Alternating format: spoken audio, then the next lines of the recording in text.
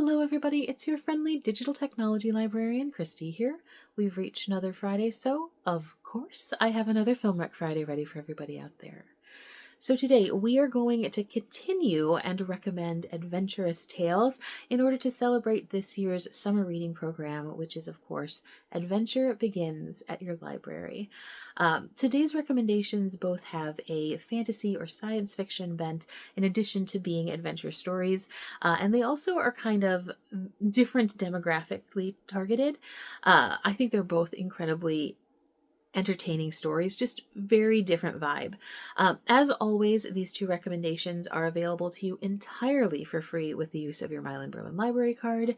So without any further ado, let's get to the recs. Okay, my first of today's two recommendations is available to you in its entirety on Canopy, and that is for Farscape.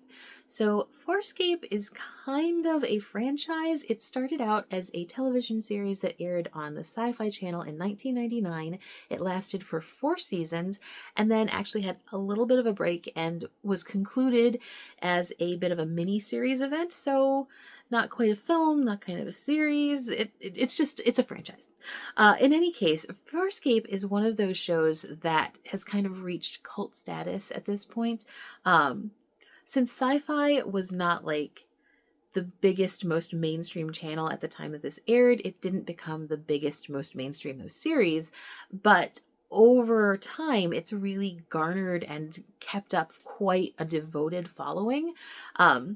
Story is really actually quite entertaining.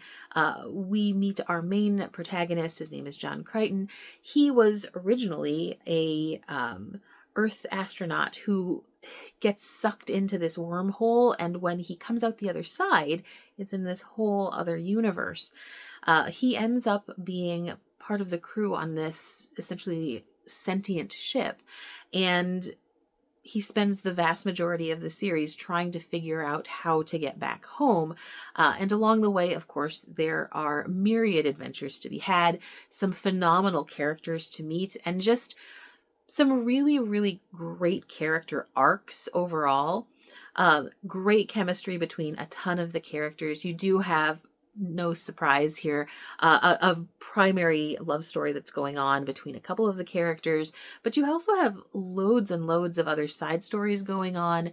We do get to go off on little mini adventures with some of these side characters. It's not always just simply focused on the main protagonists, and you get to really know everybody over the course of these 4 years.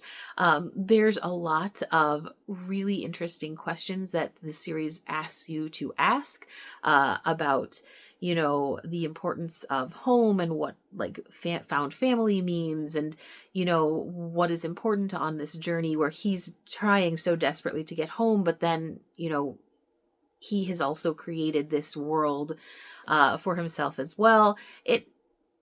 It's not one of those earth shaking storylines. I mean, a lot of these concepts are things that we have seen in many shows and series and films in the past, but there's really something fantastic about this particular cast.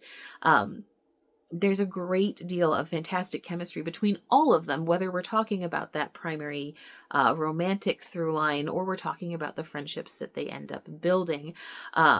The myriad antagonists are also really, really engaging. There's not just mustache twirling going on. There's some characters really have some compelling backstories. You understand, even if you disagree with what they're doing or how they're behaving, you understand how they got there. And I think that's why, for me, there's quite a bit of callback to Star Trek. A lot of times you get those really layered, nuanced backstories that really gives you a full, multifaceted character. I love a villain with a real agenda where it's not just, I'm bad to be bad. I really appreciate when you can, as an outsider, understand how he gets to where he gets, or how he's driven to a point of committing whatever acts he's committing. And we do see quite a bit of that in Farscape. You also get an enormous amount of humor, a lot of action and adventure. And in that regard, like I was mentioning before, it does feel a bit more of like a Firefly connection. I do think it's a great amalgamation of the two kinds of styles and two vibes. And so if you are a fan, if you happen to be like me and a fan of both types of sort of science fiction stories, this is just perfect. There's also some really, really cool production values going on, like some incredible sets, costuming, phenomenal makeup on some of these characters. I mean, it's just a really fun, great show. And because it's Canopy, because you get a full 2 weeks with each checkout, which includes an entire series, you can get through the full, or an entire season, you can get through the full series with just a handful of checkouts. And I guarantee you, if you are someone who likes to binge watch things, this is one that you will get sucked into very, very quickly.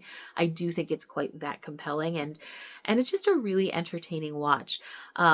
If you're in it for characters, if you're in it for the adventure, the science fiction, all of these things put together in a really great way, I definitely recommend checking out Farscape. It is super entertaining, and it's just one of those shows that, while cult status popular, it didn't hit the mainstream in a way that every single person has watched. So it feels very much fresh and new, I think, for a lot of people, because we don't have tons of spoilers about it. There aren't a million sites devoted to this particular franchise. So definitely give it a try. Absolutely worth it. Really, really, it's a must watch.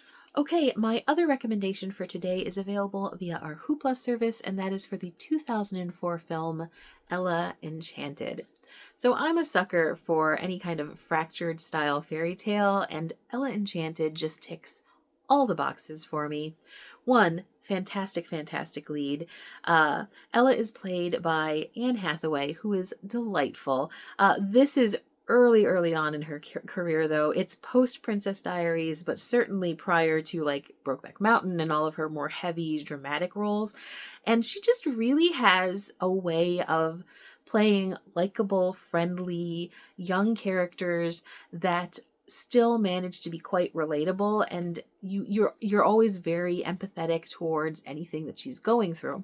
So Ella, as a baby, was visited by her fairy godmother Lucinda, who's played by Vivica Fox, by the way, and Lucinda wants to give her a special gift. Unfortunately, the gift turns out to be a bit of a curse. So Ella is given this magic talent of obeying everything she's told to do. As you can imagine, in fairy tale land, that does not go very well for her.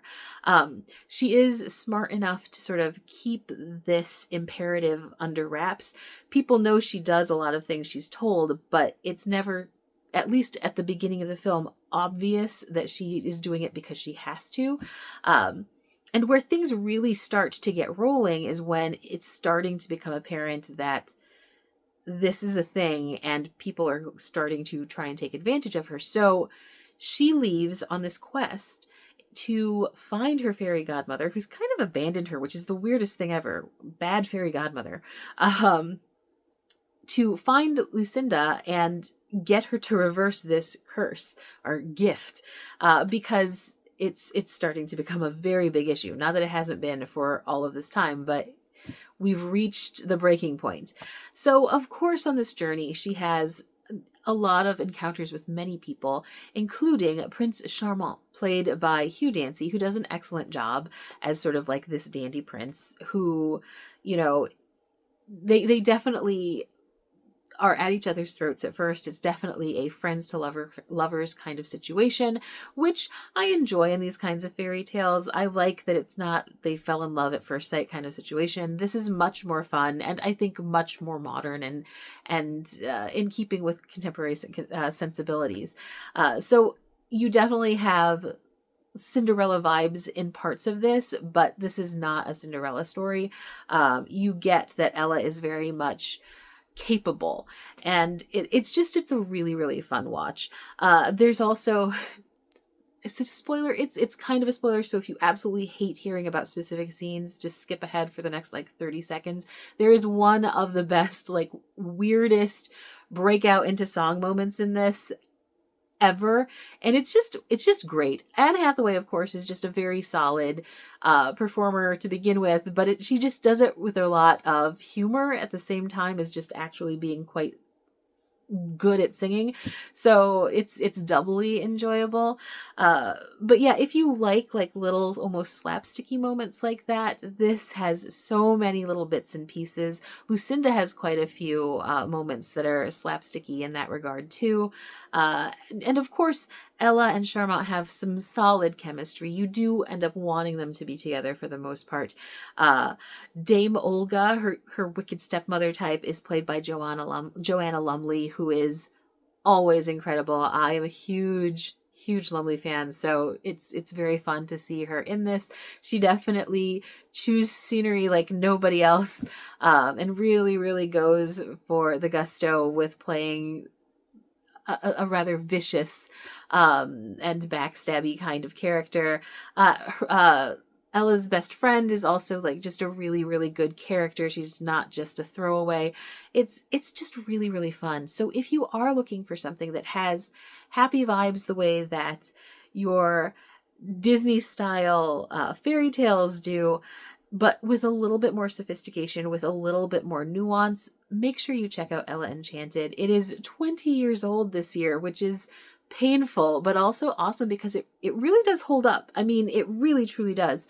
So give it a shot. If you've never seen it before, definitely watch it. And if it's been a long time, go back, revisit it. It's a lot of fun. It'd been quite some time since I'd last seen it, and just as delightful as the first time I watched it when I was in 2004. Anyway, again, this one is definitely a must-watch. It's great for a broad range of demographics, whether we're talking about viewing it as nostalgia factor, or if you're just looking for something for the kids that's a lot of fun and that is still sweet, charming, but a little bit more. Okay, so those were my recommendations for science fiction or fantasy adventure stories. If you have any that you would like to share with us and recommend, please pop those in the comments below. If you have any recommendations for themes you'd like to see us cover in the future, definitely share those. Always looking for help with that. As always, thank you so much for joining me. I always have a great time when I try and put these little lists together, and this time was fantastic. I have several other recommendations that I'll probably pop in for in the future. Again, thank you so much for joining me, and hopefully I will see you next time. Bye.